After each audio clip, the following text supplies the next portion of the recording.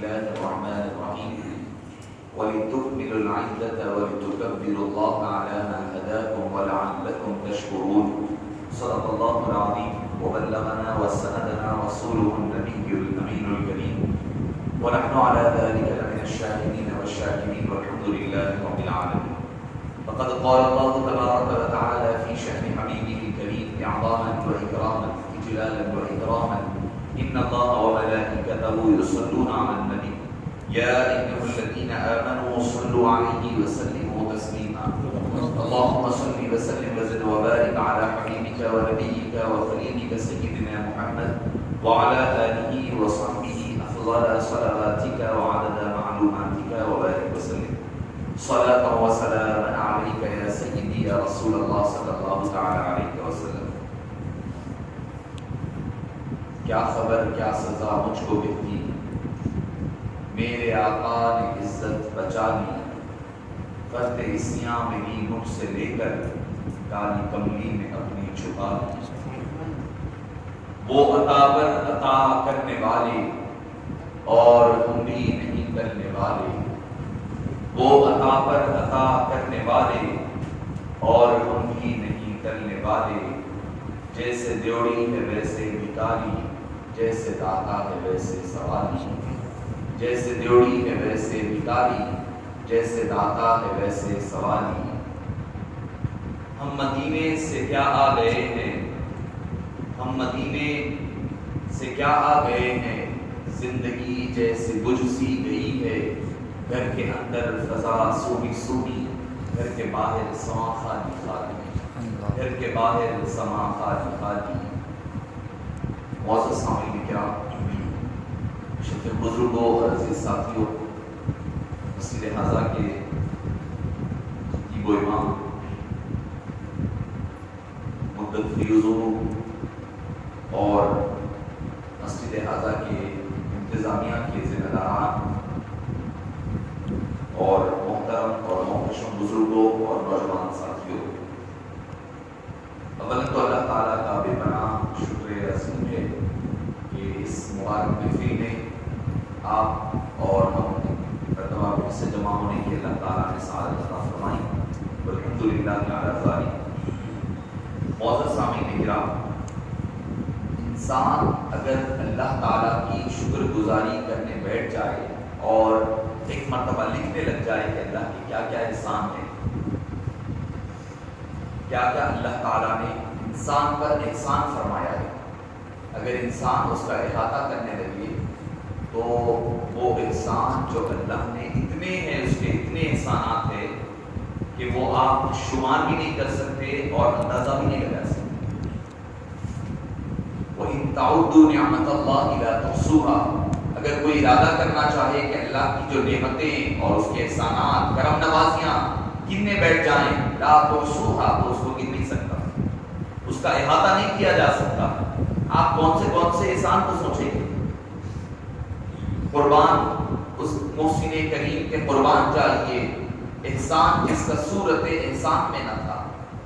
یعنی آپ اگر دیکھنے بیٹھے کہ احسان اللہ نے ہم پر کیا کیا فرمایا ہے، اللہ کے حبیب صلی اللہ علیہ وسلم کے صدقے و توفیل کیا کیا عطا فرمایا ہے، تو معزز سامعین کرام ہم شمار نہیں کر سکتے. ہمارے پیدا ہونا، چلنا پھرنا، دیکھنا اٹھنا بیٹھنا، کھانا پینا، زندگی، کاروبار، اولاد، اتنے احسانات ہیں، اتنے احسانات ہیں، آپ اس کا احاطہ اور شمار نہیں کر سکتے. اور کچھ تو وہ احسان ہیں جو آپ نے مانگ کر لیے، اور کچھ وہ احسان ہیں جو بن مانگے اللہ نے خود عطا فرمایا. کیا آپ کوئی ہم میں سے کوئی پیدا ہونے سے پہلے اللہ سے مانگا تھا کہ اللہ مجھے آنکھ دے جس سے میں دیکھ سکوں؟ کیا آپ نے مانگا تھا پیدا ہونے سے پہلے؟ کسی نے نہیں مانگا. اللہ عز و جل کو کہا کہ عبادی تعالیٰ مجھے آنکھ دے، ورنہ تو ہم دنیا میں دیکھتے ہیں کتنے نابینا لوگ ہیں جو دیکھ نہیں سکتے، جو برابر چل نہیں سکتے، جن کے پاس بصارت ان کی کھوئی ہوئی ہے، ان کی آنکھوں کا نور مدھم پڑا ہوا ہے. اللہ کو ہم نے مانگا نہیں تھا کہ اللہ ہمیں بصارت عطا کر دے، بصیرت عطا کر دے، اللہ نے خود بخود عطا فرمایا. ہم نے یہ پیدا ہونے سے پہلے نہیں مانگا اللہ مجھے چلنے کی طاقت عطا فرما، پیر صحیح سالم دے، ہاتھ صحیح سالم دے، سننے کی سماعتیں عطا فرما، دیکھنا بولنا. یہ مانگا نہیں ہم نے تو، ورنہ دیکھتے کئی لوگ ہوں گے، کئی لوگ بہرے ہیں، کئی لوگ چل نہیں سکتے، کئی لوگ پھر نہیں سکتے. یہ اللہ کی وہ نعمتیں ہیں جو ہم نے بن مانگے اللہ نے ہمیں عطا فرمائی. ان ساری نعمتوں سے سب سے اعلیٰ وہ افضل نعمت اللہ تعالیٰ نے ہمیں ایمان اور اسلام کی عطا فرمائی, جو ہم نے بن مانگے اللہ تعالیٰ نے ہمیں عطا فرمایا. ورنہ کیا پتا کہ کہیں اور پیدا ہو جاتے, کہیں اور زندگی گزرتی, کہیں اور خاتمہ ہوتا, کہیں اور حشر ہوتا, کہیں اور ہمارا حشر اور نشر ہوا کرتا. مگر اللہ عز و جل نے بن مانگے ہمیں یہ نعمت عطا فرمائی, سب سے بڑی نعمت, کہ اس نے مسلمان بنایا, اس نے حبیب پاک صلی اللہ علیہ وسلم کی امت میں پیدا فرمایا. کیا معزز سامعین کرام, شفیق بزرگوں اور عزیز ساتھیوں, کیا ہم نے کبھی اس نعمت کا شکر ادا کیا؟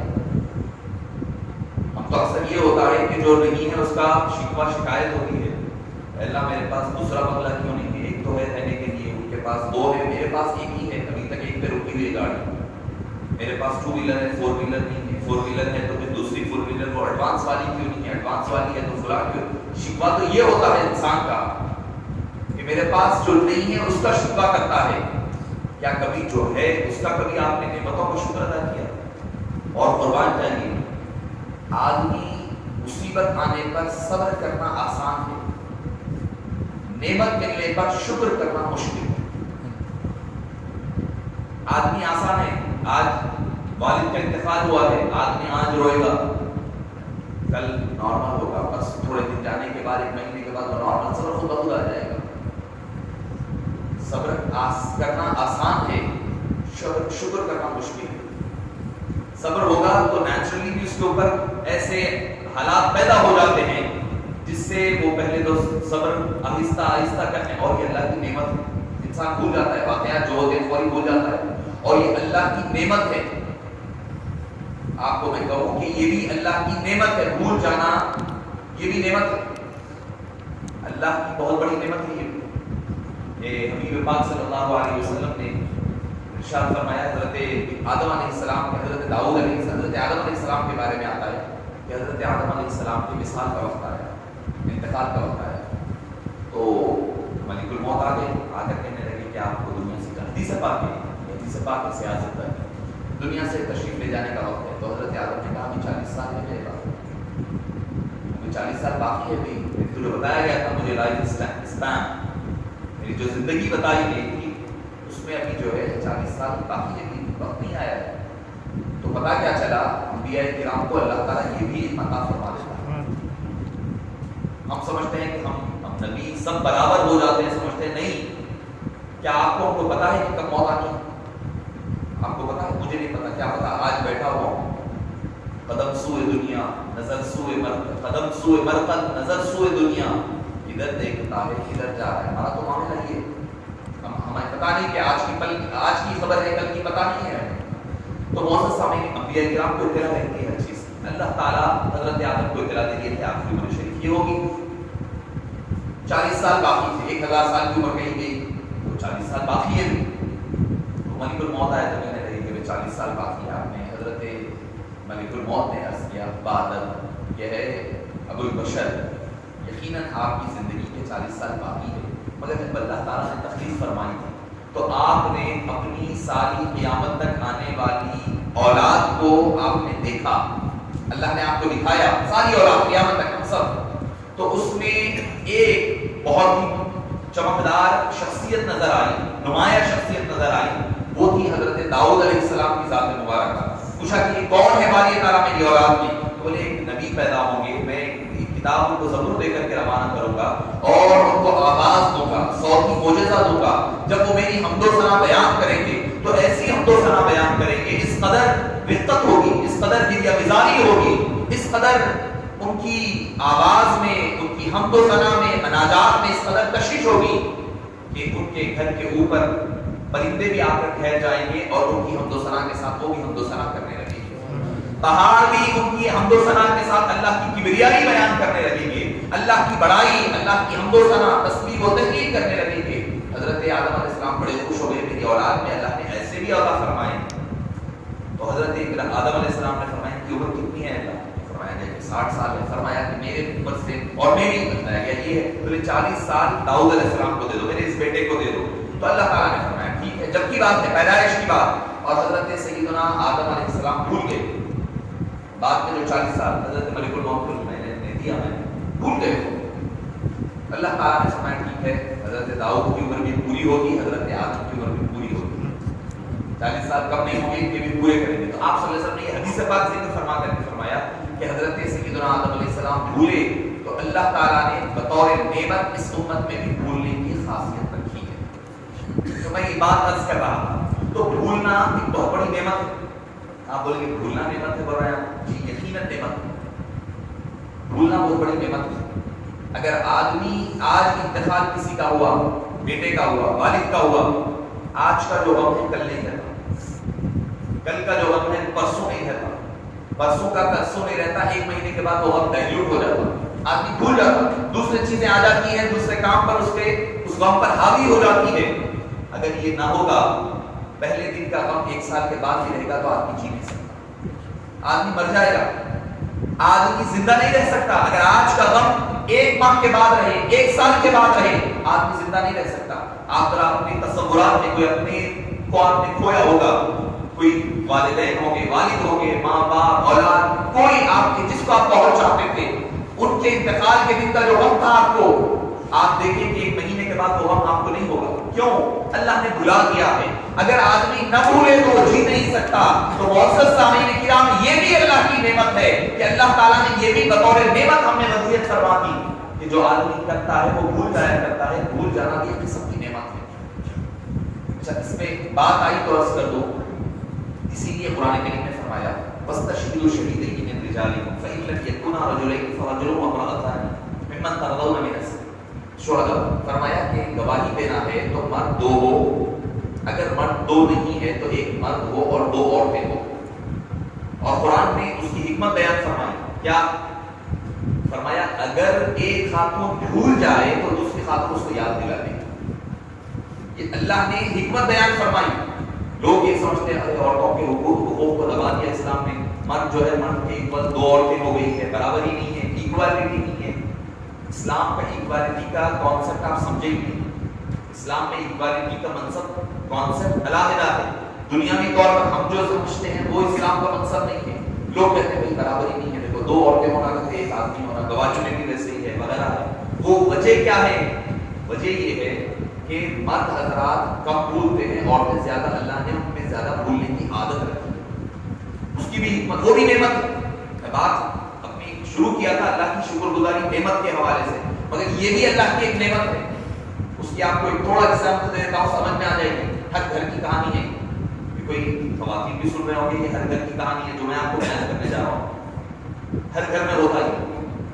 اہلیہ صبح آتے آپ کے پاس، آج کل تو واٹس ایپ ہے، ایڈس بہت آ رہے ہیں، فیس بک ہے، ادھر ادھر ایڈورٹائزمنٹ بہت چل رہا ہے، بھائی وہاں سیل لگی ہے، وہاں کتنے % ہے، وہ ڈسکاؤنٹ ہے، فلاں ہے، فلاں لا لا کر بولے یہ جو ہے اہلیہ لا لا کر بولے دیکھیے گولڈ کے اوپر یہ سوٹ سیٹ جو ہے وہ اچھا دکھ رہا ہے، لے لیں گے نا۔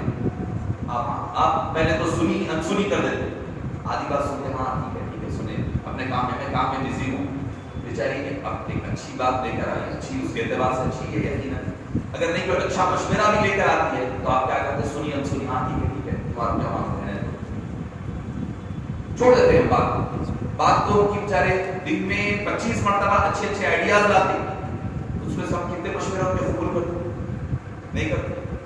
ٹھیک بات نہیں، ہر گھر میں ہوتا ہے، اہلیہ لاتے ہیں یہ لے لیں گے نہیں، یہ سوٹ نیا آیا ہے، یہ ساری آئی ہے، یہ سیٹ آیا ہے، فلاں آیا ہے، آپ سنتے ہیں اور ٹھیک ہے آپ کتنے دلاتے اس میں سے نہیں دلاتے۔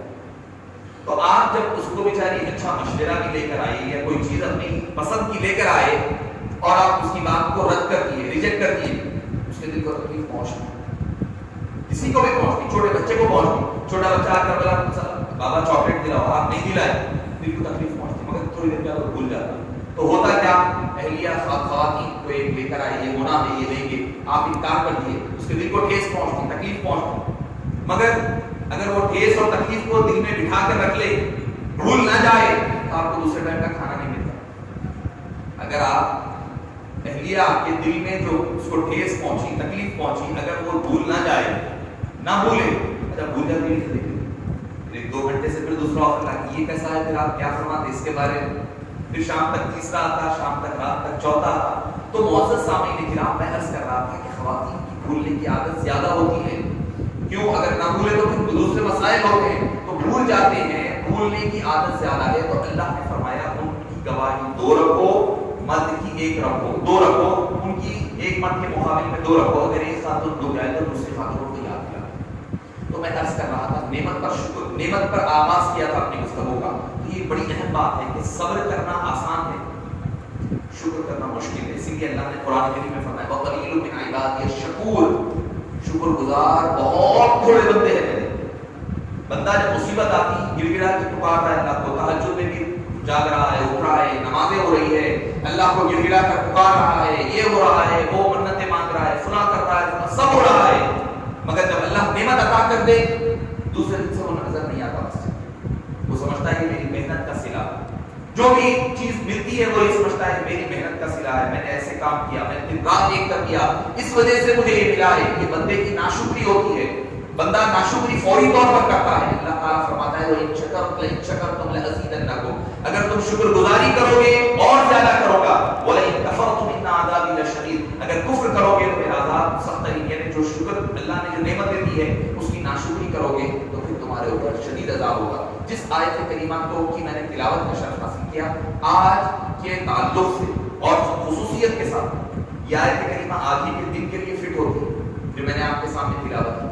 وَلِتُكْمِلُوا الْعِدَّةَ، جب مدت پوری ہو جائے، رمضان کا ذکر چل رہا ہے، شہر رمضان الذی انزل فیہ القرآن، پیچھے سے آ رہی ہے دوسرے پارے کے 6ویں رکوع کی ابتدائی آیتیں ہیں، دوسری آیت ہے کیا آغاز ہے، شہر رمضان الذی انزل فیہ القرآن ھدی للناس وبینات من الھدی والفرقان فمن شہد منکم الشہر فلیصم ومن کان مریضا او علی سفر فعدۃ من ایام اخر یرید اللہ بکم اليسر ولا یرید بکم العسر وَلِتُكْمِلُوا الْعِدَّةَ، جب مدت پوری ہو جائے روزوں سے تو کیا کرنا؟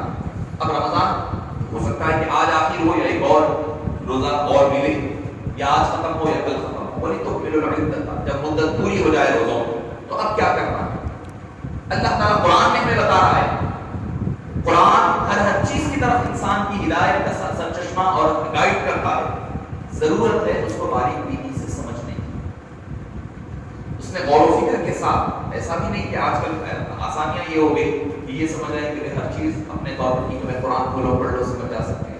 یقیناً وہ آیات جو واضح ہے، اوامر ہے، نواہی ہے، جس میں کرنے کا حکم ہے، نہیں کرنے کا حکم ہے، وہ کلیئر ہے، وہ سمجھ سکتا ہے آدمی، قرآن کا ترجمہ پڑھ کر وہ سمجھ سکتا ہے، مگر محکمات کیا ہے، متشابہات کیا ہے، شان نزول کیا ہے، اس کا بیک گراؤنڈ کیا ہے، وہ سمجھنے کے لیے آپ مفسرین کرام کو پکڑنا پڑے گا، ائمہ کرام، علماء کرام کی صحبت اختیار کرنا پڑے گا۔ لوگ سمجھتے ہیں کہ نہیں قرآن کیا ہے، بھائی ہر کوئی پڑھ سکتا ہے، سمجھ سکتا ہے، یقیناً وہ حصے سمجھ سکتا ہے جو واضح ہے، جس میں اقیم الصلاۃ، نماز قائم کرو، کلیئر ہے، اس میں کوئی ڈاؤٹ نہیں ہے، نماز قائم کرنا، آتوا الزکاۃ، زکات ادا کرو، یہ کلیئر ہے، اس میں کوئی ڈاؤٹ نہیں ہے، آپ سمجھ سکتے ہیں آسانی سے۔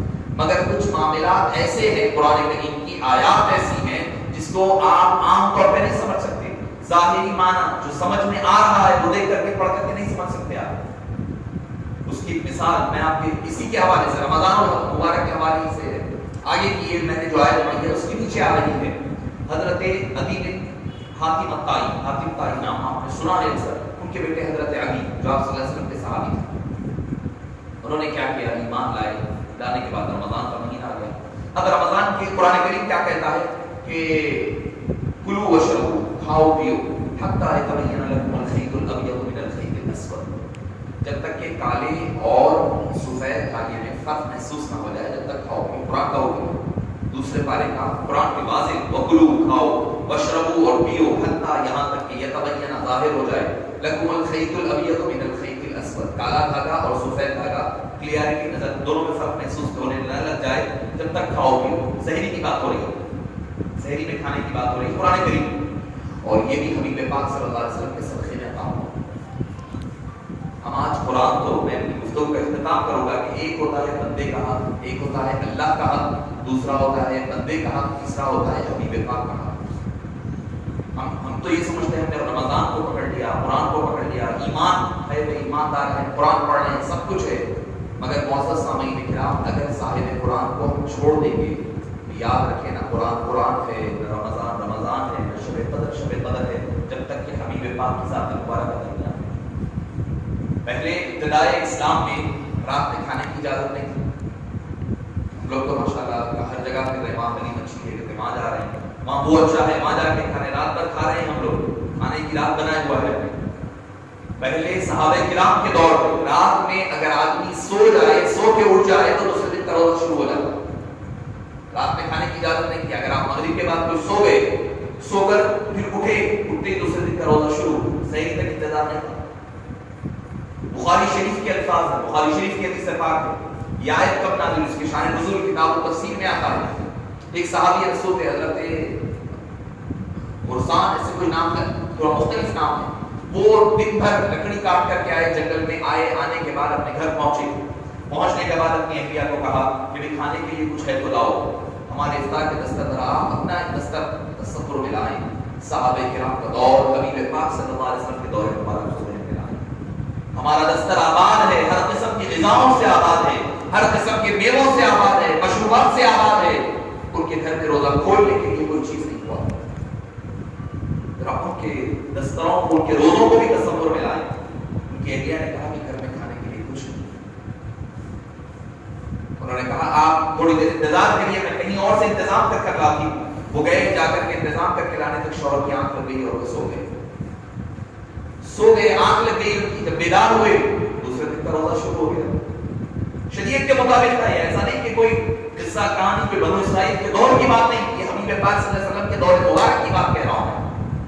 دوسرے دن کا روزہ شروع ہو گیا.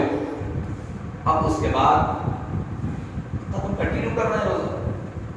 وہ ہماری طرح نہیں چلو کہ ٹھیک ہے آج سحری نہیں ہوئی، آج افطار برابر نہیں ہوا، چلو چھوڑ دو روزہ، دوسرے دن کا ڈیلے کر دیں گے. نہیں، نہ سحری ہوئی ہے، نہ افطار ہوا ہے، نہ سحری ہوئی، اور دن بھر کام. دوسرے دن مسجد نبوی میں ظہر کی نماز کے بعد وہ غش کھا کر کے چکر آ کر کے گر گئے. حبیب پاک صلی اللہ علیہ وسلم نے پوچھا کیا معاملہ ہے ان کا؟ فرمایا یا رسول اللہ رات میں ایسا ایسا ان کے ساتھ معاملہ ہوا، آرام نہیں ہوا تھا، افطار نہیں ہوا، سحری بھی نہیں ہوئی، اس لیے طبیعت خراب ہوئی. حبیب پاک متفکر ہو گئے، غمزدہ ہو گئے کہ میرے صحابیوں پر، میرے لوگوں پر مشکلات آ رہی ہے، یہ لوگ کے لیے کھانے کے لیے کچھ نہیں ہے اور رات بھر رہنا ہے. تو معزز سامعین کرام، حبیب پاک صلی اللہ علیہ وسلم کے قلب مبارک پر ایک فکر کے آغاز پیدا ہوئے، ایک فکر کی کیفیت پیدا ہوئی. اللہ کو یہ کب گوارا کہ میرے حبیب پاک کا دل ملول بھی ہو اور حبیب اللہ تعالیٰ کوئی قرآن کی آیت نازل نہ کرے. یہ ناممکن تھا. اللہ تعالیٰ نے قرآن کریم کی آیت نازل فرما دی. اے حبیب پاک، آپ اپنی امت کو یہ اجازت دے دیجئے. قرآن کریم وَكُلُوا وَاشْرَبُوا حَتَّىٰ يَتَبَيَّنَ لَكُمُ الْخَيْطُ الْأَبْيَضُ مِنَ الْخَيْطِ الْأَسْوَدِ. صبح صادق تک نکلنے تک، سورج کے نکلنے تک، یعنی فجر کے وقت تک کھانے کی رات کی اجازت ہے. رات میں روزہ ختم کر لو. وَأَتِمُّوا الصِّيَامَ إِلَى اللَّيْلِ. رمضان کا روزہ رات میں ختم کر لو اور سحری تک کھانے کی اجازت ہے. صرف حبیب پاک غمزدہ ہوئے، فکر مند ہوئے.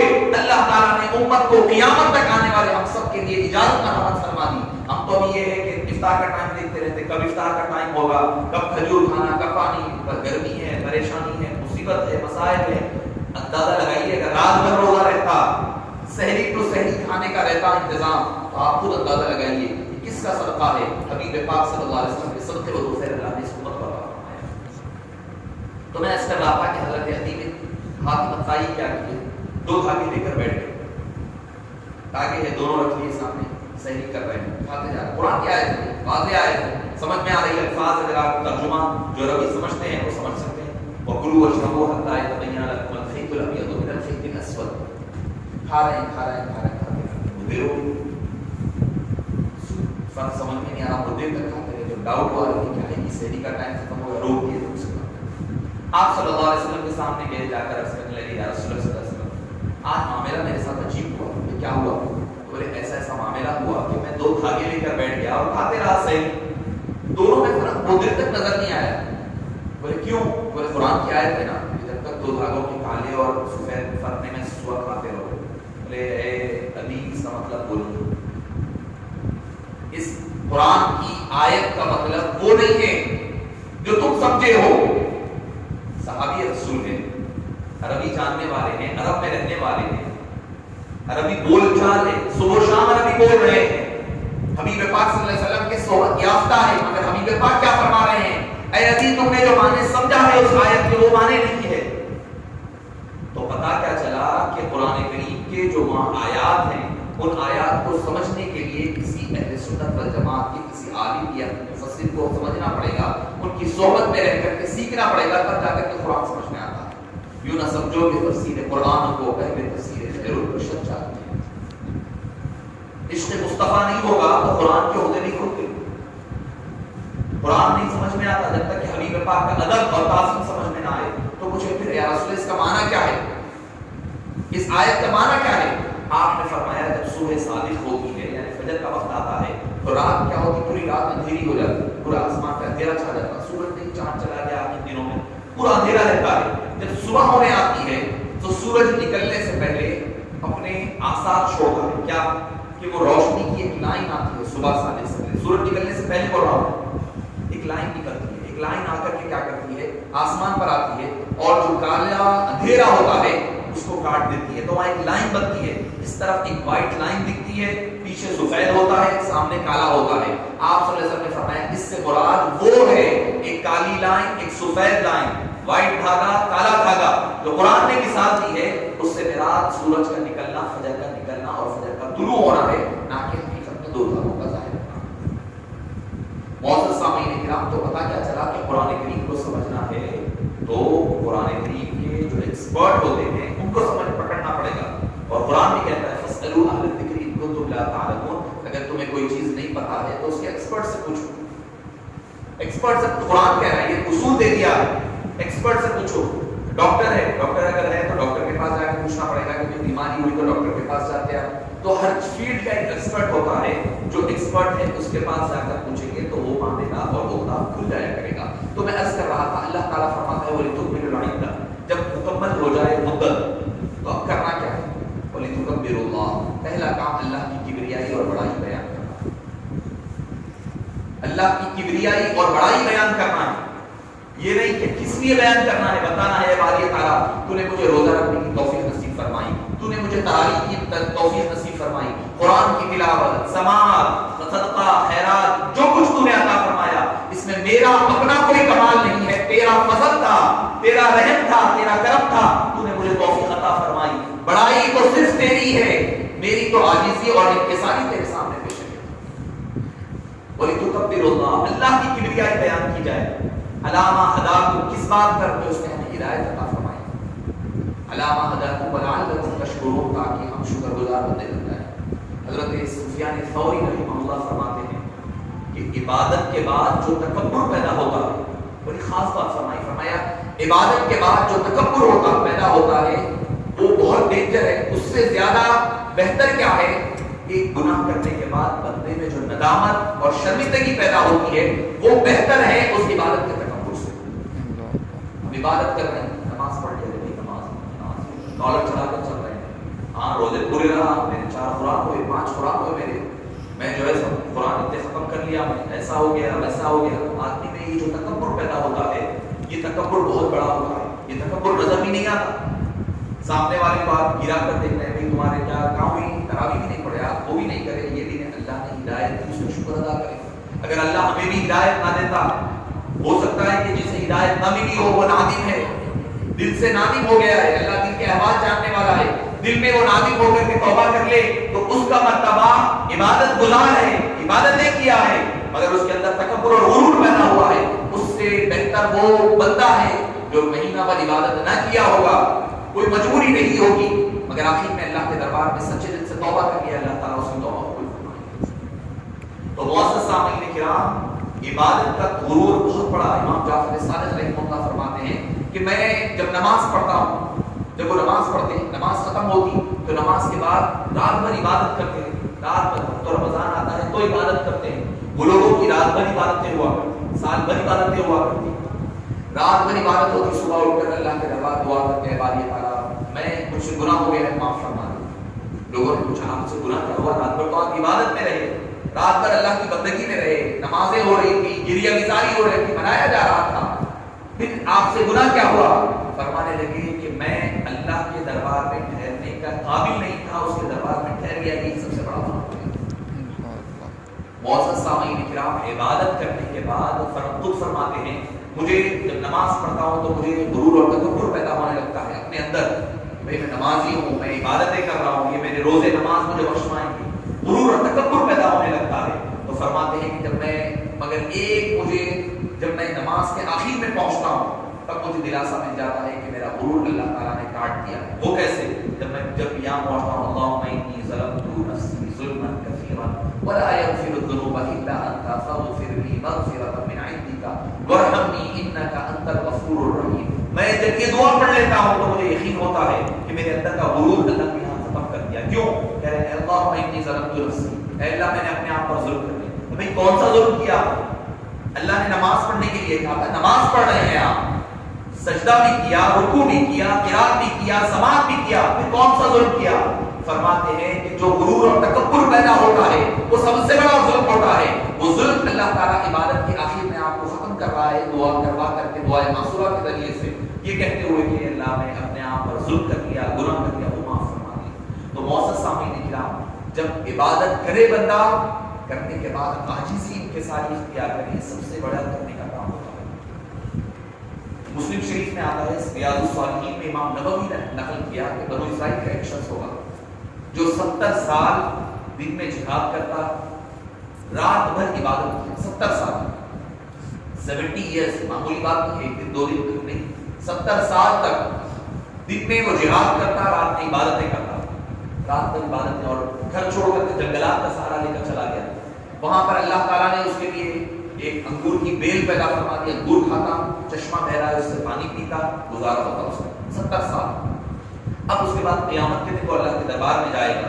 اتنے کیا پیارے حبیب پاک کو دیکھو آپ، حبیب پاک جو ہے پورا پیپر آؤٹ کر دیا ہمارے سامنے ایگزام کا، کیا کیا ہونے والا ہے، پیپر آؤٹ ہے.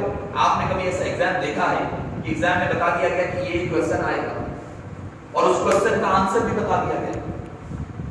قربان اس محسن عظیم کے قربان جائیے، احسان جس کا صورت احسان میں نہ تھا. یعنی آپ کو پیپر بھی آؤٹ کر، پیپر بتا دیا، آپ کو کویسچنز یہی آئیں گے. خبر نہیں یہ سوال ہوگا من ربک ما دینک ما کنت تقول فی شأن ھذا الرجل. آپ کو کویسچن تک آ گیا، کویسچن ہی نہیں، آپ کو ڈھونڈنا نہیں ہے. چلو بھائی کویسچن پیپر کہیں سے مل گیا، اب گائیڈ آپ ڈھونڈ لیتے بیٹھے رہے، کہاں ہے کہ آنسر اس کا ڈھونڈ رہے ہیں، آپ پیپر پھاڑ کے چٹھی بنا کے رہتے پاس ایسے رہتے.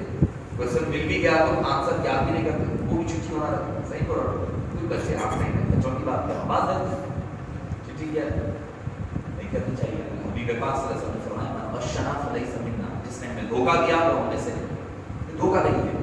تو میں اس کے بعد تھا کہ آپ کو معلوم ہو گیا دوست بولتے آپ ٹیچر کے پاس آج میں شام میں ٹیوشن الگ پڑھنے جاتا تھا، ٹیچر نے بول دیا یا کویسچن آ رہا تھا.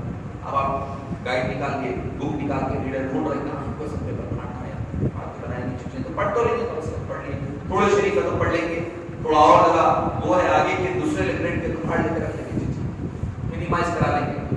سنتے تھے پہلے اتفاق نہیں ہوا، ہم رنگار کالج کے سامنے ایک زیروکس کی دکان ہوا کرتی تھی، وہ جو ہے بڑے بڑے پیپرز کو منیمائز کر کے، جو پرانے حضرات انوارڈ کپڑے تھے وہ میری بات کی دوائی میں منیمائز کر کے دیتے تھے، چھوٹی بنا کے دیتے تھے آنسر آپ کو. تو بہرحال میں عرض کر رہا تھا کہ آپ کو معلوم ہے کہ کویسچن یہ آنے والا ہے، پہلے تو ایگزام میں معلوم نہیں ہوتا. اگر کہیں سے معلوم بھی ہو گیا تو آپ تیاری کرتے، کیا کم سے کم پڑھ لیں گے، چٹھی بنائیں گے تیاری. حبیب پاک نے آپ کو اتنی بھی زحمت نہیں کی، حبیب پاک نے آپ کو اتنی بھی زحمت نہیں دی. فرمایا کویسچن یہ ہوگا، اس کا آنسر یہ ہوگا، سوال یہ کیا جائے گا آپ سے، اس کا جواب آپ کو یہ دینا ہوگا. حبیب پاک صلی اللہ علیہ وسلم نے وہ بھی آؤٹ کر دیا. تو وہ جو بنو اسرائیل کا جو شخص ہوگا جو 70 سال بے ریا جنگل میں رہ کے کہا تو بات ریاکاری کا ہو، دکھاوا نہیں، ریاکاری نہیں، نام اکیلے میں زندگی گزارنا، اللہ کے دربار میں کل جائے گا. جانے کے بعد وہ یہ سوچتے ہوئے جائے گا میرے پاس تو کیا ہے، 70 سال کی عبادت ہے، دن کی عبادت، رات کی عبادت، جن کا جہاد ہے، رات کا قیام ہے، رات کی گریہ بیزاری ہے، ساری عبادتیں ہیں. میری تو بخشش پکی ہے، مجھے تو جنت ملنی ہی ملنی ہے. اللہ کے دربار میں جائے گا. جانے کے بعد اللہ تعالیٰ کے پاس پہنچا، کیا ہے نام اعمال لاؤ، بولیں گے نام اعمال، ہاں ٹھیک ہے اکاؤنٹ چیک کرو پڑھو. ہونے کے بعد اللہ فرمائے گا جا میں نے اپنے فضل سے تجھے معاف فرما دیا، جنت عطا فرما دیا. اب یہ سوچ میں پڑ گیا کہ بھئی اللہ کا فضل سے جنت ملی، میرا 70 سال کا حساب کتاب کہاں گیا؟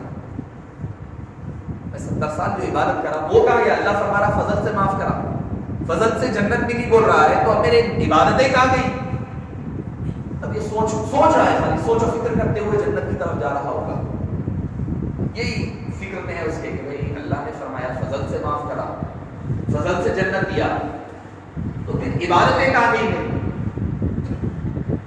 حدیث پاک میں آتا ہے کہ آدمی کو پیاس لگتی، شدت کی پیاس لگی، یہ جنت میں نہیں گیا، باہر ہے، جنت سامنے ہے، دروازہ نظر آ رہا ہوگا اس کو، پیاس محسوس ہوگی. بیٹھ گئے. تھوڑا اور 2-4 قدم چلا, اب برداشت میں بیٹھ گئے. فرشتے کو پوچھا, تو فرشتے کاموں پر ہوں گے, تو بلایا پانی چاہیے, پیاس لگی. فرشتہ بولے گا بھائی کیا ہے آپ کے پاس, کہاں جانا ہے آپ کے پاس, کہاں کا پاس ملا, کون سا A+ ملا, A ملا, کون سا پاس ملا, پاس تو بتاؤ. پاس جنت. ہاں ٹھیک ہے, اندر چلے جاؤ, جا کے پانی پی سکتے ہیں, باہر کچھ نہیں, اندر سب ہے, دودھ کی, شراب کی, دودھ پانی کی, شہد کی, سب اندر ہے, باہر کچھ نہیں. اندر جانا تو ملنا, عذاب بھی ادھر اندر گئے بعد, ثواب بھی ادھر اندر گئے بعد. اللہ کہے گا تو کوشش کرتے ہوئے گھسیٹتے ہوئے 1-2 قدم اور بڑھے گا, اگر جا کر رک گیا, رک کر کہے گا فرشتے کو دوسرے کو لائے بھائی پیاس پانی چاہیے, کچھ دے دو تاکہ میں جنت میں, جنت مل گئی, مجھے جنت میں جانا ہوگا. باہر کچھ سب اندر ہے, اندر ہی دروازے میں داخل ہوئے بعد اندر ہی ملنا, باہر کچھ بھی نہیں. بھائی میں اسی حال میں چل نہیں سک رہا ہوں, جنت میں جانا ہے تو جنت میں جا نہیں سک رہا ہوں. بولے ہے یہاں پر پانی ہے مگر بہت مہنگا ہے. بولے کیسا ہے, بولے 70 سال کی بیریا عبادت لائے تو 2 گھوٹ پانی ملے. 70 سال کی بیریا عبادت لانا ہوگا تو 2 گھوٹ پانی ملے گا. ابھی نے سوچا تو جنت مل گئی, اب یہ عبادتوں کا کیا کروں گا, لو بھائی لاؤ یہ لیں گے, اور کرنسی وہی رہے گی قیامت میں. ڈالر, روپیہ, پیسہ, درہم, دینار, ریال کچھ نہیں چلیں گے, نیکیاں چلیں گی. نیکیوں کا ٹرانزیکشن ہوگا, ڈائریکٹ سسٹم جو پہلے چلتا تھا نیکیاں سے ٹرانسفر ہوگی. حدیث پاک میں آیا کہ من مفلس, صحابہ سے پوچھا کون ہے مفلس, کون ہے؟ صحابہ نے فرمایا لا مال لہو ولا درہم لہو, جس کے پاس مال و دولت نہیں ہے وہ مفلس ہے. حبیب پاک نے فرمایا مفلس من امتی, میری امت کا مفلس کون ہوگا؟ اس کے پاس نیکیاں ہوگی, نمازیں ہوگی, روزہ ہوگا, صدقات ہوں گے, سب کچھ ہوگا, کل قیامت میں پہنچے گا. اگر کسی کو گالی دے دیا تھا اس کو کچھ نیکیاں چلی جائے گی, کسی کا مال حرام کیا تھا اس کو کچھ نیکیاں چلی جائے گی, کسی کو گالی دے دی تھی اس کو کچھ نیکیاں چلی گئی, کسی کی غیبت کی, چوری کی, گناہ کیا, ساروں کی نیکیاں چلی گئی. اب ایک آدمی آئے گا, کہے گا بندہ اس نے میرے ساتھ کی زیادتی کی تھی, اب نیکیاں تو کچھ ہے نہیں. اللہ فرمائے گا کہ اس کے پاس جو برائیاں ہیں وہ اس کے پاس منتقل کر دیے جائیں. حبیب پاک نے فرمایا میری امت کا مفلس یہ شخص ہوگا جو بڑی نیکیاں لے کر کے آئے گا مگر لوگوں کے ساتھ ناروا سلوک کرنے کی وجہ سے ساری نیکیاں چلی جائیں گی. تو ٹرانزیکشن جو ہوگا وہ نیکیوں کا, بدیوں کا ہوگا قیامت کے دن.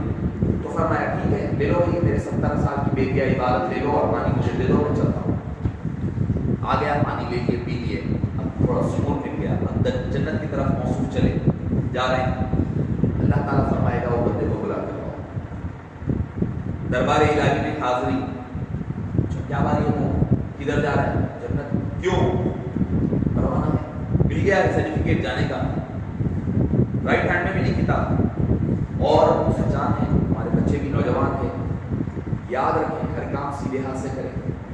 جس کو سیدھے ہاتھ کے کام کی عادت ہوگی, فرشتے یہ نہیں دیکھیں کہ کتاب میں کیا لکھا ہوا ہے, کیا ہے. جس کے سیدھے ہاتھ میں کتاب ہوگی جنت میں بھیج دیں گے, جس کے لیفٹ ہینڈ میں ہوگی دوزخ میں بھیج دیں گے. تو عادت سیدھے ہاتھ سے کرنے کی ڈالیں. حبیب پاک صلی اللہ علیہ وسلم سیدھے ہاتھ سے کام کیا کرتے تھے زیادہ. تو وہ اللہ تعالیٰ پوچھے گا کدھر جا رہے ہیں, جنت میں جا رہا ہوں. کہاں, کیوں؟ سرٹیفکیٹ مل گیا. مجھے کس عہدے پر اور کس بنیاد پر جا رہے ہیں؟ 70 سال پہلے وہ تو نہیں, وہ تو 1 گلاس پانی کے لیے لے لیا, پانی پی لیا, 70 سال کی عبادت چلی گئی, اب اکاؤنٹ میں کیا ہے, 0 ہے. اب کیسا جاؤ گے جنت میں؟ گر گرانے لگا, اللہ معاف کر دے مجھے, تیرے فضل اور کرم کے بغیر جنت میں جاؤں گا تو تیرے فضل سے ہی جاؤں گا, تیرے کرم سے ہی جاؤں گا. حبیب پاک صلی اللہ علیہ وسلم نے یہ حدیث پاک سنا کر کے, یہ واقعہ سنا کر کے عرض کیا کل قیامت میں کوئی بھی شخص اپنی عبادتوں کی وجہ سے نہیں, اللہ کے فضل اور کرم کی بنیاد پر. حضرت بی عائشہ راوی پوچھنے لگی یا رسول اللہ صلی اللہ علیہ وسلم کیا آپ بھی اللہ کے فضل سے جائیں گے؟ فرمایا کہ ہاں عائشہ تمہارے نبی بھی اللہ کے فضل سے جائیں گے. مگر پھر قرآن کی آیت پڑھ دی, کوئی یہ نہ سمجھے کہ میں فضل ہوگا تو جائیں گے, نام اعمال نہیں. فرمایا وکان فضل اللہ علیک عظیما, اللہ کا مجھ پر فضل عظیم ہے, سب پر عام فضل ہے, مجھ پر خاص اللہ نے فضل فرمایا ہے. تو معزز سامعین کرام, ہماری عبادتیں, ہماری ریاضتیں, نماز, روزہ, زکات, صدقات, ساری چیزیں اپنی جگہ, مگر یاد رکھیں یہ سب کر کر کے بندہ عاجزی انکساری پیش کرے اللہ کے دربار میں.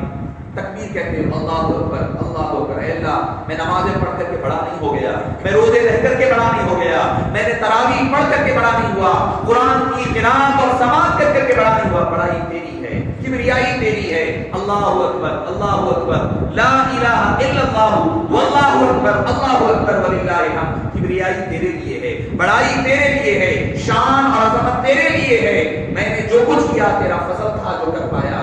تو نے مجھے ہدایت عطا فرمائی جو میں تیرے دربار میں ٹھہر سکا, روزے بھی رہ سکا. یہ اللہ کا فضل ہے, اس کا شکر گزاری کرنے کی ضرورت ہے. اور 2 رکعت نماز جو عید کے پڑھے جاتے ہیں وہ واجب نماز عید الفطر کی شکرانے کے طور پر پڑھی جاتی ہے. اے اللہ تو نے مجھے رمضان المبارک میں سارے رمضان میں جو ہدایت عطا فرمائی ہے اس کا شکر ادا کرنے کے لیے تیرے دربار میں آیا.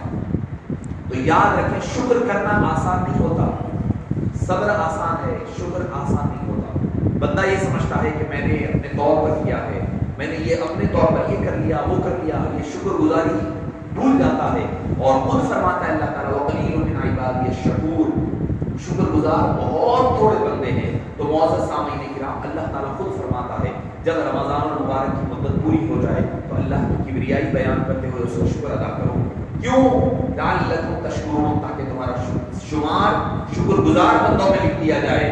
شکر گزاری ایسی نعمت ہے جب بندہ شکر کرتا ہے تو اللہ تعالیٰ اس کو اور عطا فرماتا ہے. لئن شکرتم لأزیدنکم, شکر کرتا ہے تو اور دیتا ہے.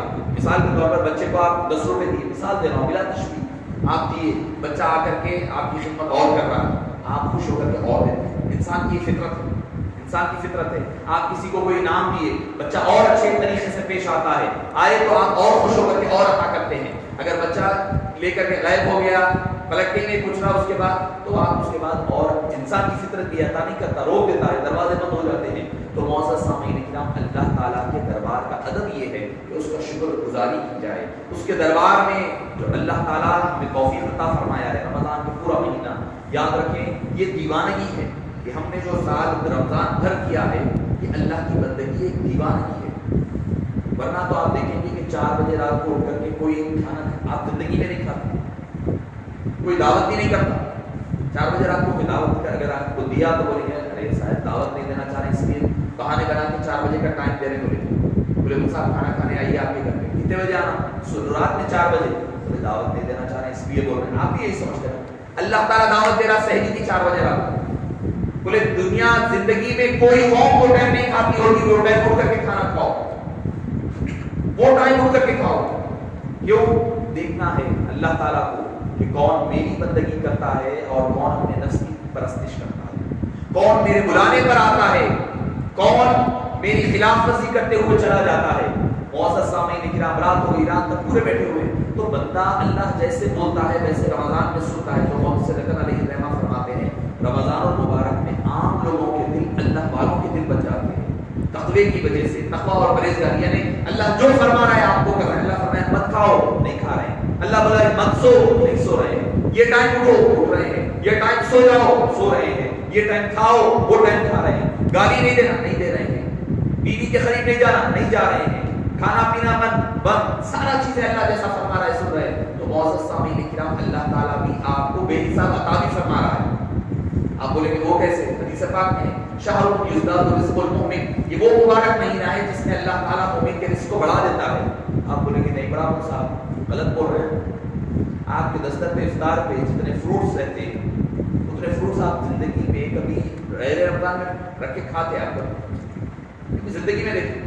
سموسے بھی ہے, بھجیے بھی ہے. اللہ تعالیٰ خواتین کو اچھا رکھے. وہ لوگ جو ہے اپنے روزے بھی رہتے ہیں اور اپنی عبادتیں بھی کرتے ہیں, اس کے ساتھ ساتھ آپ کی ہماری خدمت بھی کر رہی ہے اور اس تک نہیں بول رہے, اور آپ 1 روپیہ بھی نہیں دے رہے. آپ تنخواہ دیتے نہیں دیتے, کچھ بھی نہیں دیتے, کچھ بھی نہیں دیتے. کیا ہے کہ ایک بار کچھ گول کو دلا دی کرے, کیا ہے پتا نہیں, عموماً تو نہیں دیتے. تو ان کے ساتھ بھی اس میں سلوک کرنی چاہیے, ان کے معاملات میں بھی ان کے ساتھ آسانیاں پیدا کرنی چاہیے. تو معزز سامعین کہ آپ جو اتنے انواع قسم کی نعمتیں ہیں, مشروبات ہیں, رکھے ہوئے ڈرنکس ہیں وغیرہ وغیرہ, یہ کہاں سے آئے؟ کہ اللہ کی جو رزق بڑھا دیا گیا اس وجہ سے ہوتا ہے. آپ رمضان عید ہے, آپ بڑے آدمی ہیں تو شاید بڑے ہم لوگ ایک آدھ جوڑا بنا رہے ہیں. غریب ہے, غریب کے پاس 4 جوڑے بنتے ہیں, 4 جوڑے 8 جوڑے بن رہے ہیں. اس کو کیوں؟ اللہ تعالیٰ نے جو رزق بڑھا دیا ہے. کیونکہ ہمارے روزے تھوڑا کم رہتے, لیول کے رہتے, ان کے روزے اور زیادہ اپر لیول کے رہتے. کیونکہ دھوپ میں پھرنا کرنا گرمی وغیرہ وغیرہ سب برداشت کرنے کا روزہ اور سخت ہے. ہمارے پاس ایک جوڑا رکھے تو ہمارا روزہ مطلب ہلکا ہے. اگر کہیں پر کوئی کمی ہو رہی ہے تو یہ اپنے اوپر تصور کر لیں کہ ہمارے پاس کوئی کمی ہے جس کی وجہ سے کمی ہو رہی ہے. وہ بندے کے پاس اللہ نے زیادہ عطا فرمایا ہے تو مطلب یہ کہ ہو سکتا ہے کہ اللہ تعالیٰ کے نزدیک وہ زیادہ قریب ہوگا, اللہ کو اس کا زیادہ روزہ پسند آئے گا. اور فرمایا حبیب پاک صلی اللہ علیہ وسلم نے یہاں تک کہ روزے دار کے منہ سے جو خلوع میوے کی وجہ سے بو آتی ہے اللہ کے نزدیک وہ مشک اور عنبر سے زیادہ محبوب اور پسندیدہ ہوا کرتی ہے. یہاں تک فرمایا کہ اگر روزے دار سو جاتا ہے تو وہ بھی عبادت میں لکھا جاتا ہے. رمضان کے باہر آپ سو گئے تو سوئے بول کے لکھے, اگر روزے کی حالت میں سو گئے فرشتہ لکھ رہا سوئے, اللہ فرمائے گا نہیں نہیں نہیں وہ بھی عبادت میں لکھا. آپ کا روز سو جانا بھی عبادت. محمد صلی اللہ علیہ وسلم کیا پیاری بات فرمائی. فرماتے ہیں کہ کل قیامت کے دن اگر بندے کے نامہ اعمال میں کمی ہو جائے گی, نیک اعمال میں گناہ زیادہ ہو گئے نیکیاں کم ہے, نیکی کا پڑھنا کم ہے, آپ فرماتے ہیں کہ بندے کی سحری میں کھایا ہوا کھانا بھی نیکی کے پڑھنے میں ڈالا جائے گا. اور اس کی وضاحت فرماتے ہیں ایسا نہیں کہ صرف کہہ دیے سحری میں آپ کھا رہے ہیں پیٹ کی غذا کے لیے کھا رہے ہیں, بھوک کے لیے کھا رہے ہیں, کیا کیا نہیں کھا رہے ہیں آپ اندازہ لگا لیں. وہ ساری نعمتیں ہیں جو کچھ آپ کھا رہے ہیں اللہ تعالیٰ کی. تو معزز سامعین کرام محمد صلی اللہ علیہ وسلم فرماتے ہیں حدیث پاک میں فرمایا کہ سحری کرو وفی السحور برکہ, کہ اللہ تعالیٰ نے سحری میں برکت رکھی ہے اور اللہ جس میں برکت رکھتا ہے وہ عبادت ہوا کرتی ہے. فرماتے ہیں کہ اس روح سے اس حدیث پاک کی روشنی میں جو بندہ سحری میں کھائے گا کل نیکی کے پڑھنے میں اللہ تعالیٰ اس بندے کی سحری کو بھی ڈالا. تو اللہ تعالیٰ کی نعمتیں دیکھیں کیسا نوازنے کے بہانے ڈھونڈ رہا ہے بخشنے کے. یہ رمضان بھی بخشنے کا بہانہ ڈھونڈتا ہے, بخشنے کا بہانہ ہے. جیسے دنیاوی سیزن ہوتے ہیں, ونٹر کا سیزن, ایک آم کا سیزن, سیتافل کا, ہر ایک کا ایک سیزن ہوتا ہے. یہ نیکیاں کمانے کا سیزن اللہ نے رمضان المبارک کی شکل میں عطا فرمایا تھا. اب رمضان المبارک ہم سے رخصت ہو رہا ہے, اب رمضان ہم سے جدا ہو رہا ہے. کیا پتہ آج ہو کل ہو, ایک تراویح ملے یا میکسیمم ایک روزہ مل سکتا ہے. اب رمضان جدا ہو رہا ہے. اللہ تعالیٰ نے اللہ کے حبیب صلی اللہ علیہ وسلم نے ہم کو جو احسانات فرمائے ہیں, جو انعامات کی شکل میں عطا فرمایا ہے, اب اس کی شکر گزاری کرنے کا وقت ہے. اب تکبر اور غرور نہیں, شکر گزاری کے دو طریقے ہوں گے. ایک زبانی شکر گزاری ہوگی, ایک عملی شکر گزاری ہوگی. زبانی شکر گزاری جیسے میں نے کہا اللہ اکبر لا الہ الا اللہ تکبیر بیان کرے, یہ ایک زبانی شکر گزاری ہوگی. عملی شکر گزاری یہ ہوگی جو اللہ نے ہدایت ہمیں عطا فرمائی تھی, اب اس کو کنٹینیو کرنا عملی شکر گزاری ہوگی. زبان سے شکر تو ادا کر رہے ہیں آپ, مگر عملی طور پر شکر گزاری کیا ہوگی؟ اللہ نے جو لذت عبادتوں کی ہمیں عطا فرمائی ہے, سجدوں کی جو لذتیں عطا فرمائی ہے, تلاوت قرآن کا جو مزہ عطا فرمایا ہے, اس کو اب جاری رکھنا, یہ عملی شکر گزاری ہوگی. حبیب پاک صلی اللہ علیہ وسلم نے آج کی رات کی خاص فضیلت بھی بیان فرمائی حدیث پاک میں. فرمایا اس رات کو لیلۃ الجائزہ فرمایا جاتا ہے. کیا لیلۃ الجائزہ کیا ہوتا ہے؟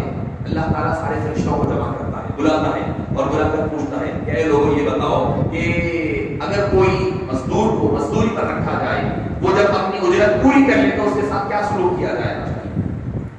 آپ نے کسی مزدور کو لایا, دن بھر کام کرائے, تو کیا کرنا چاہیے؟ فرشتے کہتے ہیں کہ کہیں گے باری تعالیٰ اس مزدور کو اس کی اجرت دے دی جائے, اس کی جزا عطا کر دی جائے. تو حبیب پاک اللہ تعالیٰ فرماتا ہے اے فرشتوں سنو, میں نے میرے امت محمدیہ کے لوگوں کو میں نے کہا تھا کہ روزہ رکھو, انہوں نے روزہ رکھا. میں نے کہا تھا کہ تراویح پڑھو, تراویح پڑھا. رات کا قیام, دن کا قیام, عبادتیں جو میں نے رمضان میں ان کو لگائی تھی, ان لوگوں نے میرے جو حکم پر میری مزدوری کی ہے, اب ان کے ساتھ کیا معاملہ کیا جائے؟ فرشتے کہتے ہیں باری تعالیٰ جب انہوں نے تیری بات سنی ہے, تیرا کام کر لیا ہے, مزدوری کر لی ہے, تو ان کو ان کی جزا اور اجرت اور مزدوری عطا کر دے. اللہ تعالیٰ فرماتا ہے اے فرشتوں تم گواہ رہنا, تم سارے گواہ رہنا کل قیامت کے دن کہ میں نے جتنے لوگوں نے میری بات سنی ہے. کیسا؟ من صام وقام ایمانا واحتسابا, روزہ رکھا, رات کا قیام کیا, ایمان کے ساتھ, یقین کے ساتھ, غفر له ما تقدم من ذنبه, تو میں نے ان کے پچھلے سارے گناہوں کو معاف فرما. تم لوگ گواہ رہنا. آج کی رات ہوتا ہی ہے یہ, ہم لوگ آج کی رات کا کسی کو دودھ لانے جانا ہے, کسی کو سیویاں, کسی کو دستیاں, کسی کو چھالیاں وغیرہ, پورے بازار آباد ہوتے ہیں. ہم سمجھتے ہیں کہ چاند نظر آ گیا, اب بازار کی زینت بڑھانی ہے. نہیں, آج کی اصل رات کمانے کی رات ہے. آپ دن بھر کام کریں, دن بھر کام کر رہے ہیں، جب آپ مزدوری لینے کا ٹائم ہے اللہ تعالیٰ دینے بیٹھا ہوا ہے، اور آپ بازار میں کہاں ہے بھائی وہ بندہ ایکس وائی زیڈ کہاں ہے، اللہ وہ جا کے دودھ لانے گیا، وہ ادھر گیا، وہ شاپنگ کو گیا، نہیں تو کچھ خالی دیکھنے کو گئے، مارکیٹ خالی دیکھ کے کہ کیسا ہے باہر بازار۔ نہیں، آج کی رات اہم رات ہے، لیلۃ الجائزہ، یعنی وہ رات کل عید ہو جائے، چاند نظر آ جائے، وہ رات کو لیلۃ الجائزہ کہا جاتا ہے۔ اس رات کو عبادت میں گزارے، بندگی میں گزارے، اللہ کو یاد کریں۔ اللہ تعالیٰ عطا فرما رہا ہے، جب عطا فرماتا ہے اللہ کے دربار میں آپ کا نام لیا جا رہا ہے اور اس وقت آپ غائب رہ جائیں، آپ اندازہ لگائیں آپ کی کتنی محرومی ہوگی، اور وہ بارگاہ میں نام آ جائے، کوئی سب سے بڑا کمال ہے۔ اگر حضرت موسیٰ علیہ السلام کے پاس واقعی قید میں آتا ہے، ایک شخص کو آپ کے دور مبارک میں اللہ تعالیٰ نے حضرت موسیٰ کو کہا ہے موسیٰ جا کر اس بندے کو کہہ دو کہ اس نے جو عبادت کی ہے نا، اس کی عبادت قبول نہیں کی ہے، رد کر دی ہے، ساری عبادتیں ریجیکٹڈ، جا کر اس کو سنا دو۔ حضرت سیدنا موسیٰ علیہ السلام اس کے پاس گئے، جا کر کہنے لگے کہ اللہ فرماتا ہے کہ تمہاری جو ساری عبادتیں تھیں وہ عبادتیں ختم، ریجیکٹ ہو گئی ہے، رد کر دی گئی۔ کہ ان کے بشر میں ناچنے گھومنے لگا، خوشی کے مارے ناچ رہا۔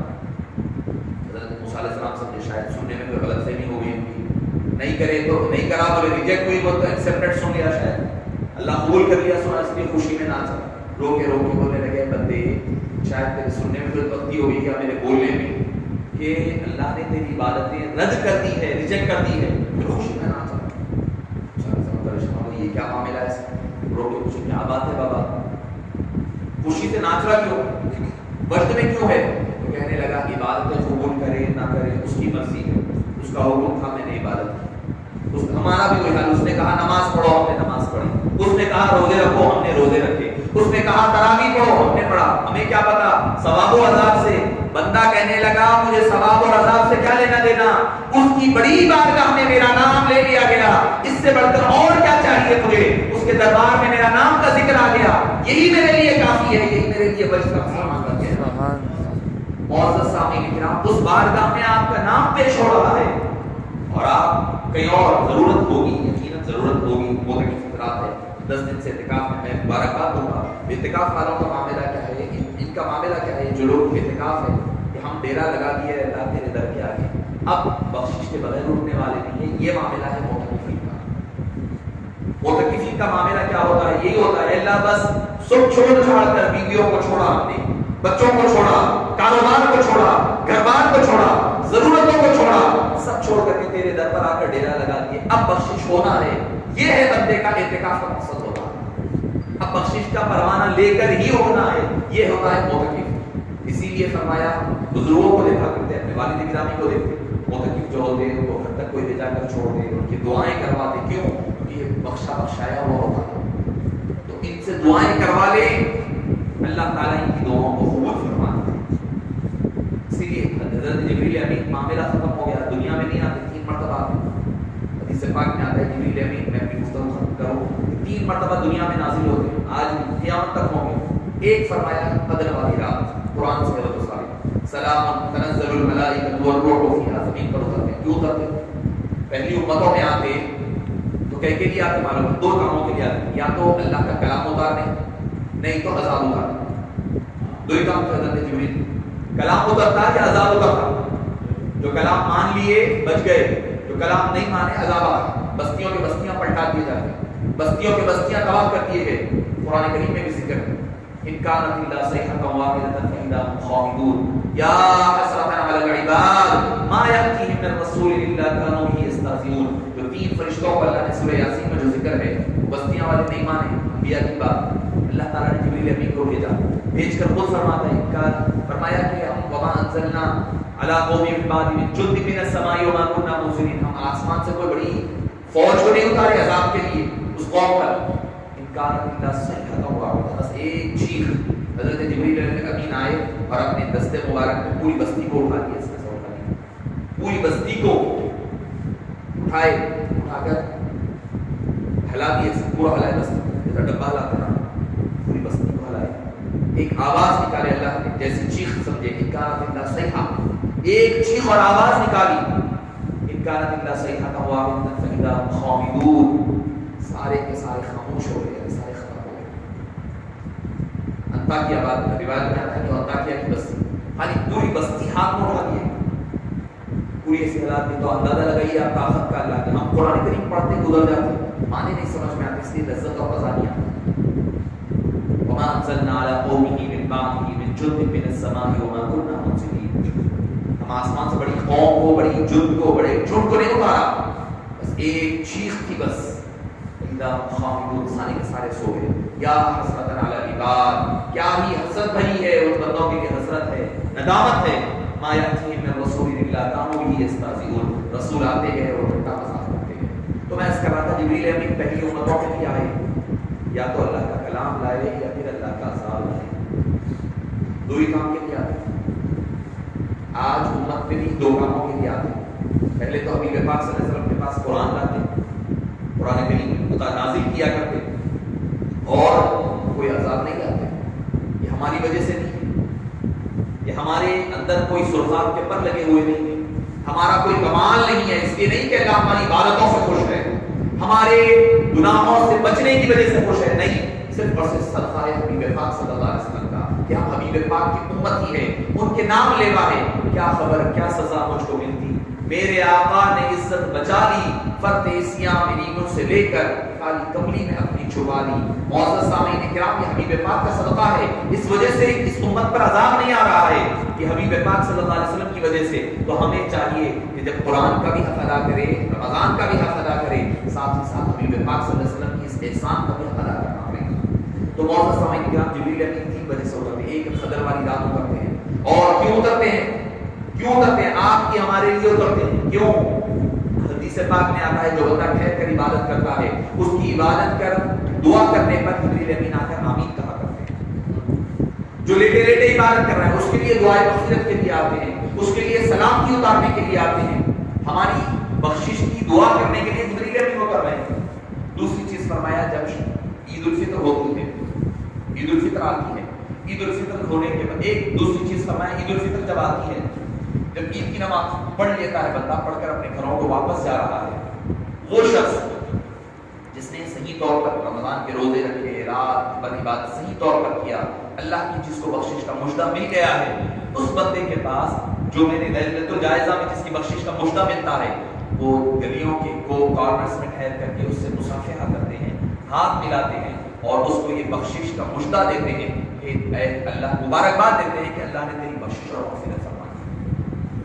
ہم آپ سے ہاتھ ملاتے ہیں، ہمارا محسوس نہیں ہوتا، ہم آپ محسوس ہو گیا تو پھر کسی اور سے ہاتھ ملانے کے قابل نہیں رہتے، محسوس نہیں ہوتا. اور اچھا ہے، یہ اللہ کا یہ بھی ایک کرم ہے، یہ بھی ایک نعمت ہے. تو معزز سامعین کرام، جبریل امین اترتے ہیں کس لیے؟ لوگوں کو بخشش کا مژدہ سنانے کے لیے آتے ہیں، متقین کو بخشش اور مغفرت کا مژدہ سنانے کے لیے آتے ہیں. تو معزز سامعین کرام، اللہ نے ہمیں یہ جو عبادت عطا فرمائی ہے، یہ جو شرف عطا فرمایا ہے، آج اس کے انعام دینے کی رات ہے. اللہ تعالیٰ انعامات لٹا رہا ہے، بخشش فرما رہا ہے. تو آج کی رات اپنے رب کو منانے کی رات ہے.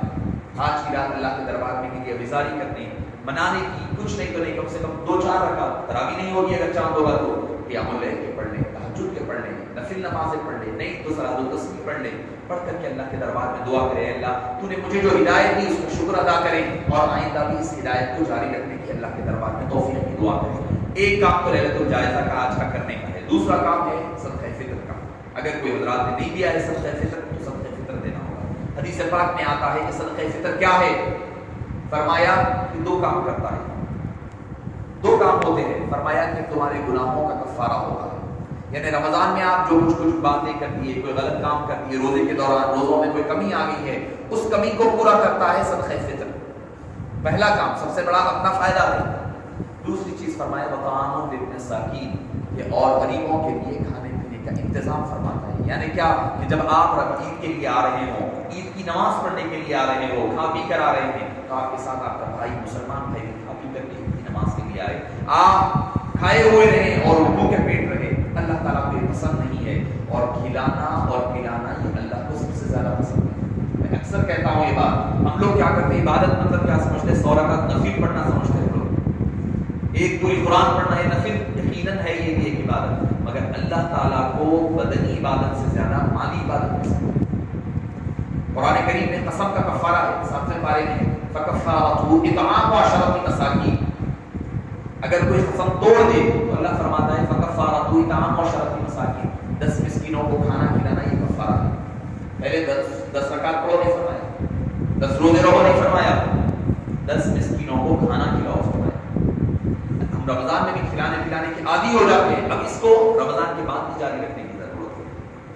صدقہ رمضان کی حد تک محدود نہیں ہے کہ رمضان ہوا ختم چلو افطار پارٹیاں سارے ہو گئے، جو کرنا تھا کر دیا، بعد میں نہیں، یہ جاری رکھنا ہے۔ یہ ٹریننگ تھی، اللہ تعالیٰ نے بتایا تھا آپ کو ایسے کرنا ہے، اب یہ بات 11 مہینوں تک جاری رہے۔ اللہ فرماتا ہے فکفارۃ اطعام 10 مساکین، پہلے 10 مسکینوں کو کھانا کھلایا۔ او کسوتہم، اگر کھانا نہیں کھلا سکتے تو ان کو کپڑا پہناؤ۔ اللہ تعالیٰ کے نزدیک پریورٹی کس چیز کی ہے، اللہ کس چیز کو پسند کرتا ہے وہ ذکر فرما رہا ہے۔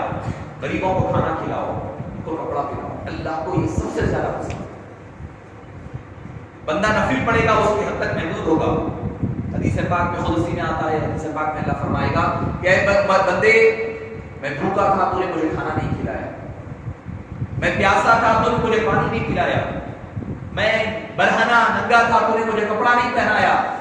بندہ کہے گا باری تعالیٰ تو کھلانے والا، تجھے کیا کھانے کی ضرورت، تو پلانے والا، تجھے پانی کی کیا ضرورت، تو کپڑے عطا فرمانے والا، تجھے کپڑوں کی کیا حاجت۔ فرمائے گا اللہ تعالیٰ وہ فلاں وقت ایک بندہ تیرے پاس ضرورت بن کر کے ضرورت کے لیے آیا تھا کھانے کے لیے، تو اگر اسے کھانا دے دیتا تو مجھے وہاں پایا کرتا۔ وہ پیاسا جو آیا تھا اگر تجھے پانی پلا دیتا تو مجھے وہاں پاتا۔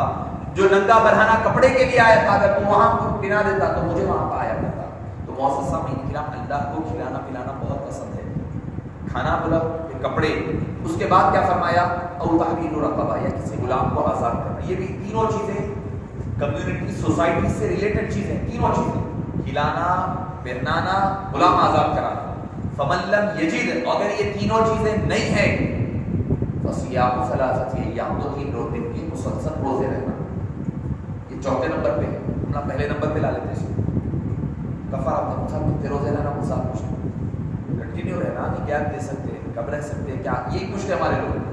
حالانکہ چوتھے نمبر پر ہے، اللہ نے 3 چیزیں پہلے بیان فرمائی ہے، تو اللہ کو کیا پسند ہے آپ اندازہ لگائیے۔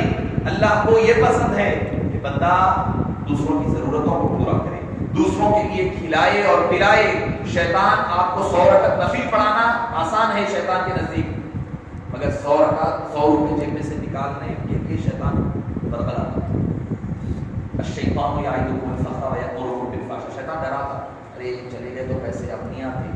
یاد رکھیں اللہ کی خاصیت ہے مال کی، آپ جتنا اللہ کی راہ میں خرچ کرو گے اتنا بڑھے گا۔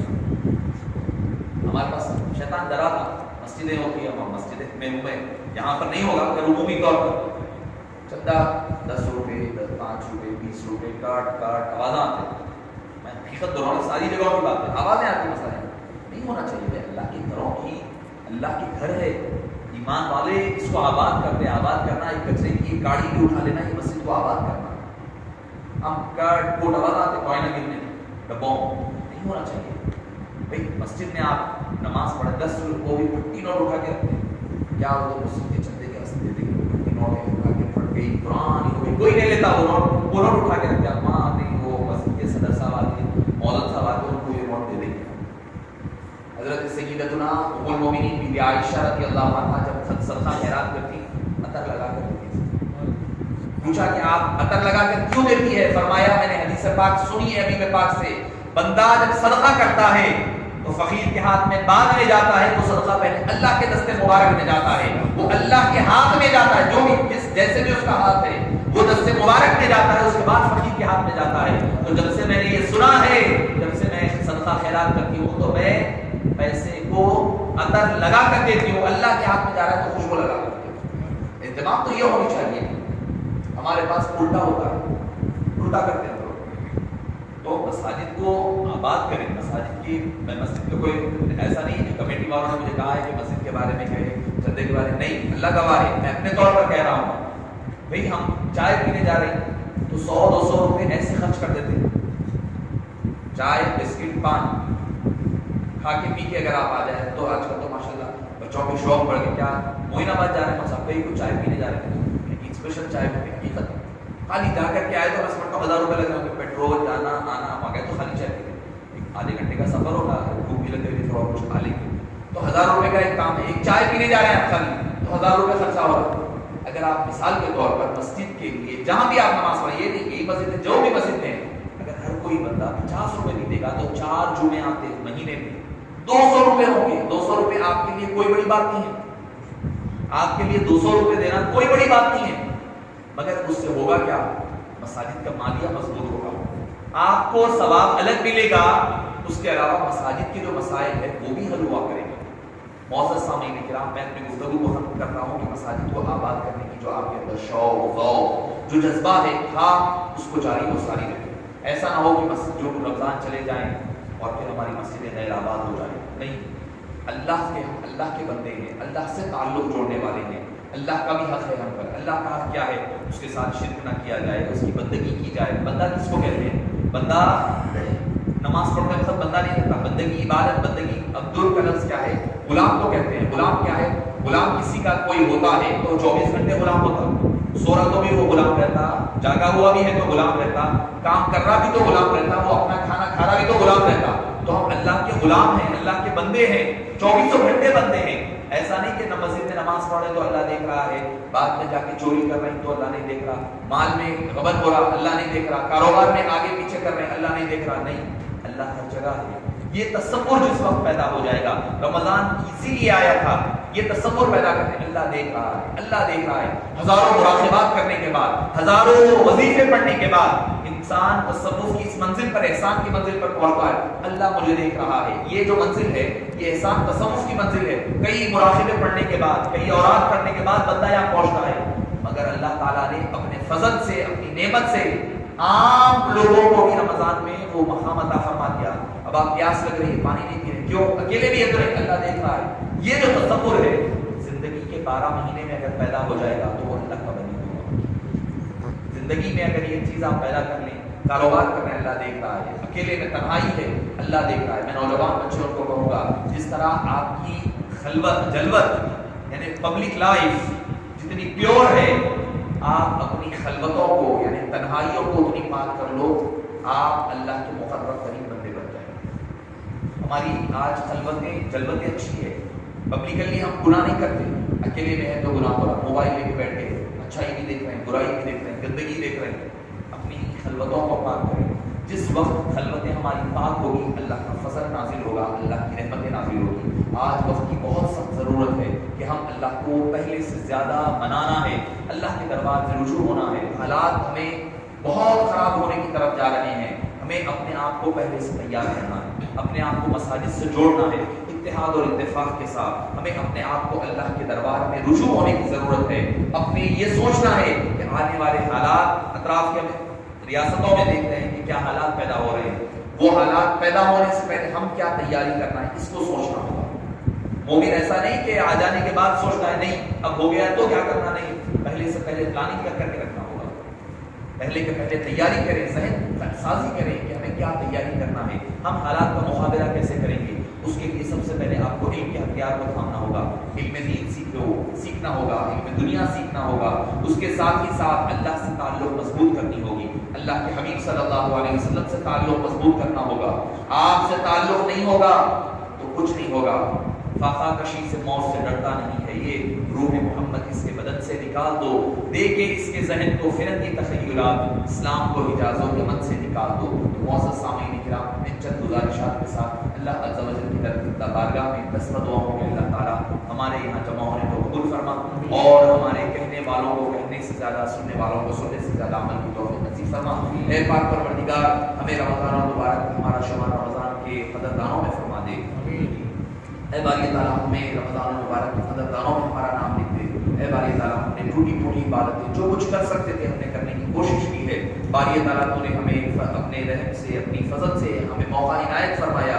ऐ बारी ताला उसी तरह जिस तरह तूने हमें इस पर इस्तिकामत अता फरमाई, इसी तरह बारी ताला इसको कबूल भी फरमा ले और हमें रमज़ान मुबारक के बाद इस सिलसिले को जारी व सारी रखने की तौफ़ीक़ नसीब फरमा। ऐ बारी ताला हम गुनाहगार हैं, खताकार है, बारी ताला तेरे दरबार में 10 दुआ हैं, हमारी दुआओं को कबूल फरमा दे, हमारे खताओं को दरगुजर फरमा दे, हमारे गुनाहों को माफ़ फरमा दे।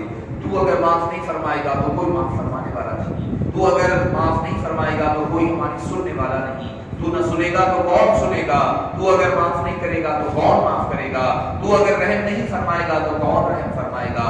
اے پاک پروردگار یا ارحم الراحمین ہم پر رحم فرما دے. یہ وقت مدد ہے, یہ وقت کرم ہے باری تعالیٰ, ہم پر رحم فرما دے, ہم پر کرم فرما دے اے باری تعالیٰ.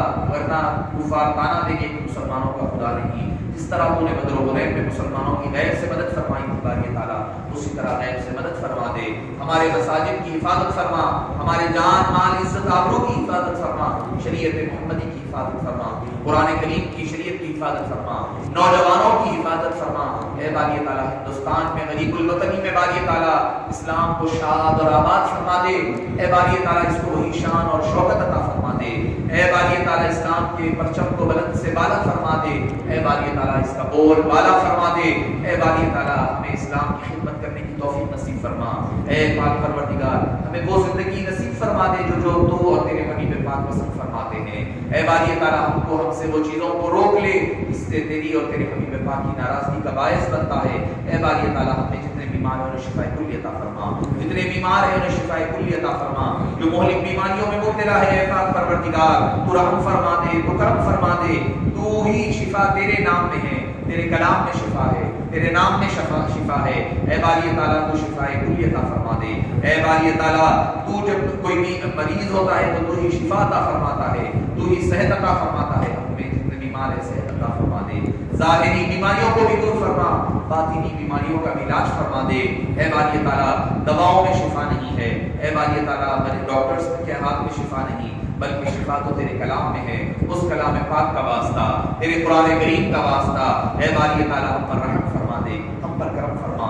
جتنے قرضدار ہیں ان کے قرضوں سے نجات عطا فرما اے باری تعالیٰ. جتنے آسیب میں, مصیبتوں میں, پریشانیوں میں مبتلا ہے ان پر خاص لطف و کرم فرما دے, ان پر خاص رحم و کرم فرما دے. یہ رحمت کا مہینہ ہم سے جدا ہو رہا ہے, یہ برکتوں والا مہینہ ہم سے جدا ہو رہا ہے, یہ مغفرتوں والا مہینہ ہم سے جدا ہو رہا ہے اے باری تعالیٰ. ہم نے تیری ویسی بندگی نہیں کی جیسی بندگی کرنا تھا, ویسی عبادتیں نہیں ہو سکی جیسی عبادتیں کرنی تھی اے باری تعالیٰ. اپنے فضل و کرم سے ہم پر رحم فرما دے اے باری تعالیٰ. ہمارے گناہوں کی زیادتی کی وجہ سے ہم کو کسی مصیبت میں, آزمائش میں مبتلا نہ فرما دے.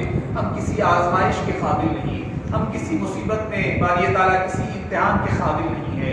ہم کو کسی آزمائش میں مبتلا نہ فرما دے, ہم کو کسی آزمائش میں مبتلا نہ فرما دے اے باری تعالیٰ. تو کریم ہے, کرم کرنا تیرا کام ہے, ہم پر رحم فرما دے اے باری تعالیٰ. تو اپنے دست مبارک سے ہمیں پیدا فرمایا ہے, اپنے دست مبارک سے پیدا کر کے ہمیں دوزخ میں اور عذاب میں نہ ڈال دے اے باری تعالیٰ. ہم جنت کی بھیک مانگتے ہیں, دوزخ سے نجات مانگتے ہیں باری تعالیٰ. ہم پر رحم فرما دے, ہم کو جنت عطا فرما دے, دوزخ سے نجات عطا فرما دے اے باری تعالیٰ. تیری رحمت اور کرم نوازیاں مانگتے ہیں باری تعالیٰ. ہم پر رحم فرما دے, ہم پر کرم فرما دے. تجھے رمضان المبارک کا واسطہ, تجھے کلام, تیرے کلام پاک قرآن کریم کا واسطہ, تیرے پیارے حبیب پاک کا واسطہ عطا فرما دے. تیرے پیارے پیارے حبیب پاک کے پیارے نوازوں کا صدقہ عطا فرما دے.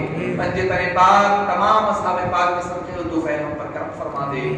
ہمارے گناہوں کو معاف فرما دے, ہمارے خطاؤں کو درگزر فرما دے باری تعالیٰ. ہمارے والدین کی عمر دراز فرما, ان کے سائے عاطفت کو ہم پر دین پر سلامت باکرامت فرما دے اے باری تعالیٰ. ان پر اسی طرح رحم فرما جس طرح انہوں نے بچپنے میں ہم پر رحم فرمایا تھا اے باری تعالیٰ. ہماری اولاد کو نیک و صالح بنا, متقین کا امام بنا اے باری تعالیٰ. ان کو اچھی صحبتیں, اچھے عقائد عطا فرما, ان کے عقائد کی حفاظت فرما, ان کی صحبتوں کو پاک فرما دے, ان کو دین دنیا اور آخرت کی بھلائیوں سے سرفراز فرما دے اے باری تعالیٰ.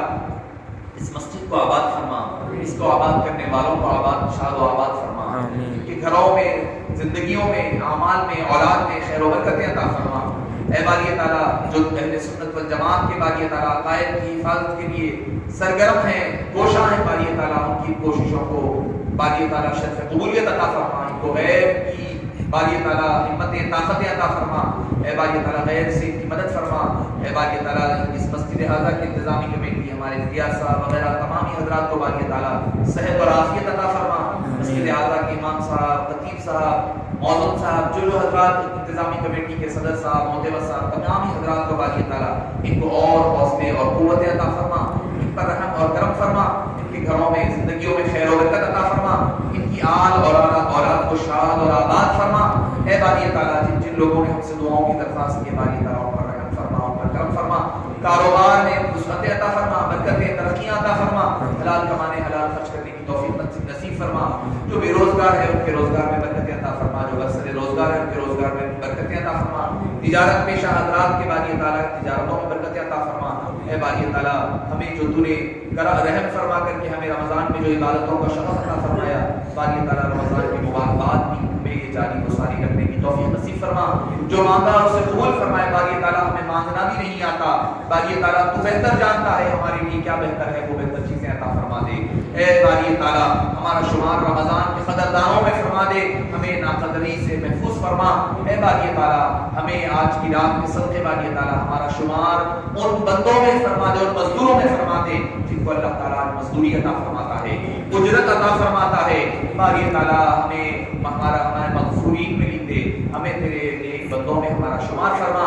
اے باری تعالیٰ حبیب پاک صلی اللہ علیہ وسلم کی سچی اور پکی محبت نصیب فرما. اہل سنت و جماعت میں زندہ رہنے اور اسی میں باقی رہنے اور اسی میں خاتمہ بالخیر فرما.